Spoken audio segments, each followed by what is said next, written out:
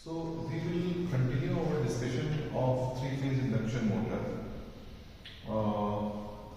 तो इसमें हम एक चीज पढ़ेंगे, power flow in A three-phase induction motor. ठीक है, पावर फ्लो कैसे पावर फ्लो होता है.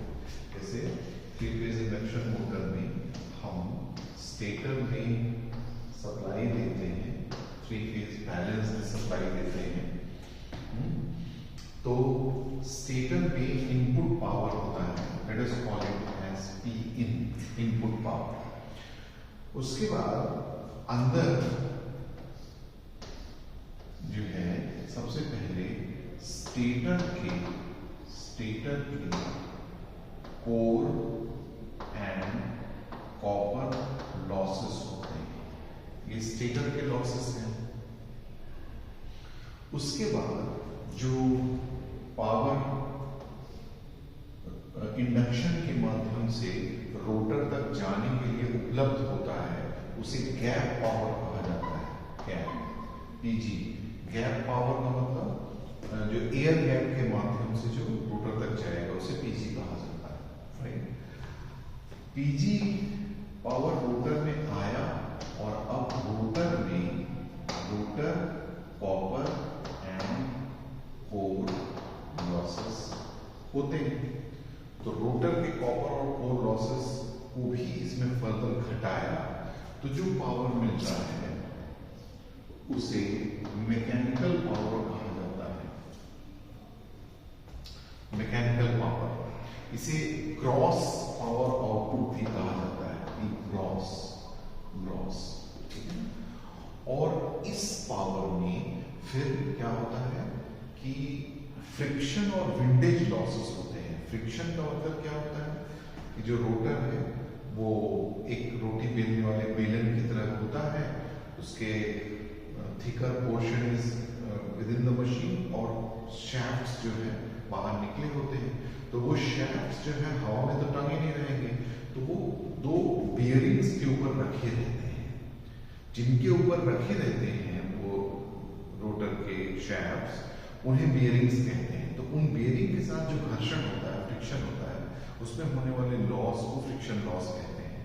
और जो पूरा मशीन मोटर होता है उसमें हीट के डिसिपेशन को सुलभ बनाने के लिए स्लिट्स बनी होती है, विंडोज बनी होती है छोटी छोटी, तो हवा का आवागमन होता रहता है. जब तेजी से मोटर घूमता है तो वो हवा जो है वो विंड में बदल जाती है. वो इतनी सशक्त होती है कि एक लॉस होने लगता है जिसे विंडेज लॉस कहा जाता है. तो ये फ्रिक्शन और विंडेज, ये दोनों losses mechanical motion of the rotor की वजह से होते हैं. इसलिए इन्हें रोटेशनल लॉसेस कहा जाता है. तो हम ये जो मैकेनिकल आउटपुट है इसमें अगर रोटेशनल लॉस है ना, जैसा मैंने बताया रोटेशनल लॉस, फ्रिक्शन और विंडेज, ये दो प्रकार के लॉसेस से मिलकर बनता है. उसको भी फर्दर घटाते हैं तब हमें ultimate power output of that motor मिलता है, जिसे हम पी शैफ्ट कहते हैं. क्योंकि ये शैफ्ट में मिलता है, इसे पी नेट भी कहा जाता है. तो इस तरीके से ये जो है पूरे थ्री फेज इंडक्शन मोटर का पावर फ्लो डायग्राम है ना. कि इनपुट जो है, input power, electrical power input में आया, उस इलेक्ट्रिकल पावर में इलेक्ट्रिकल के ही स्टेटर का कोर और कॉपर लॉसेस में बचा हुआ पावर गैप पावर कहलाता है, जो कि इंडक्शन के माध्यम से एयर गैप से होता हुआ रोटर तक पहुंचता है. रोटर में कोर और कॉपर लॉसेस होते हैं, उसको फर्दर घटाया तो मैकेनिकल पावर आउटपुट मिलता है. इसमें फिर फ्रिक्शन और विंडेज रूपी रोटेशनल लॉसेस को फर्दर घटाने पे हमें शैफ्ट पावर मिलता है. इस बीच तो एफिशिएंसी जो है किसी भी मोटर की, वो हम कह सकते हैं P shaft upon P in.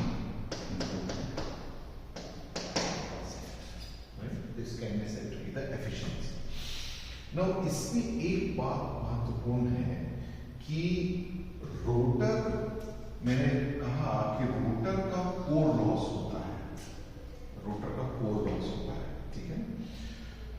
Core loss क्या होता है?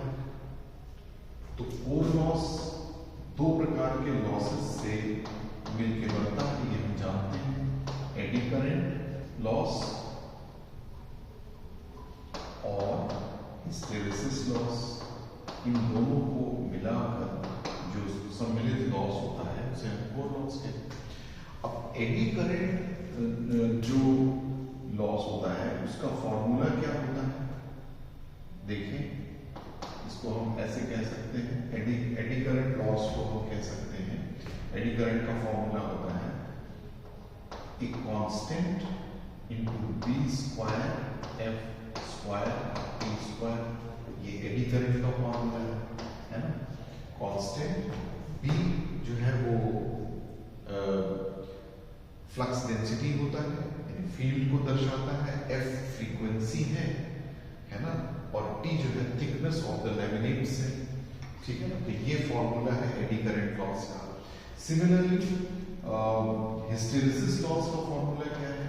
कि एच इंटू बी का पावर 1.6 इंटू एफ, है ना। एक constant K H into flux density raise to the power 1.6 आप जानते होंगे कि स्टिल्मिट्ज कांस्टेंट कहलाता है, ट्रांसफार्मर में भी हम इसका यूज करते हैं, इनटू फ्रीक्वेंसी। तो कहने का मतलब ये हुआ कि both eddy current as well as hysteresis losses depend on frequency. Eddy current loss depends on the square of the frequency and hysteresis loss depends on the frequency, right. So rotor में जो frequency होती है, rotor की जो frequency होती है वो SF होती है, ये हम जानते हैं, rotor frequency is S into F, यानी कि slip eight which that rotor is running multiplied by the supply frequency, है ना। तो और हम ये पहले पिछले वीडियो में चर्चा कर चुके हैं कि जो स्लिप होती है, आमतौर पे जो स्लिप होती है जिस पर 3 फेज इंडक्शन मोटर चलता है, वो 2 से 10% के बीच होती है ना। तो मान लीजिए 4% स्लिप पर अगर इंडक्शन मोटर चल रहा है तो एस की वैल्यू 0.04 हुई। तो और अगर सप्लाई फ्रीक्वेंसी 50 हर्ट्ज है तो 0.04 इंटू 50 यानी कि 2 हर्ट्ज, है ना। तो रोटर की जो फ्रीक्वेंसी होगी वो 2 हर्ट्ज होगी, 2 हर्ट्ज, है ना। तो एडी करंट लॉस अगर F इज इक्वल टू 50 होता तो यहां पर 2500 का टर्म आता, उसकी जगह 4 आएगा, 2 स्क्वायर, है ना। सिमिलरली हिस्टेरेसिस में F की जगह 50 आता तो उसकी जगह अब क्या आएगा, 2 आएगा, तो इट्स 25 टाइम्स लेस। तो कहने का मतलब कि रोटर की फ्रीक्वेंसी बहुत कम होने के कारण एडी करंट और हिस्टेरेसिस लॉसेस बहुत कम होते हैं, जिसकी वजह से रोटर में कोर लॉस नेग्लिजिबल होता है, ऐसा हम मान सकते हैं। तो कहने का मतलब ये हुआ कि जो गैप पावर है पीजी, उससे रोटर कॉपर लॉस घटाने मात्र से हमें पीमैक मिल जाता है, राइट। मतलब PG minus rotor copper loss is equal to P mech, हम ऐसा कह सकते हैं, क्योंकि रोटर में कोर लॉसेस रोटर की फ्रीक्वेंसी के बहुत कम होने के कारण जब मोटर अपने फुल लोड स्पीड पे चल रही होती है, रेटेड लोड पे चल रही होती है, तो वो स्लिप जो है 2 से 10% के बीच होती है, जिसके चलते जो frequency of the motor induced EMF as well as currents होता है वो बहुत कम होता है, जिसके चलते एडी करंट और हिस्टेरेसिस लॉसेस बहुत कम होते हैं, जिसके चलते पूरे कोर लॉस को निग्लेक्ट किया जा सकता है और ये इक्वेशन आता है, ठीक। तो ब्रेक इट।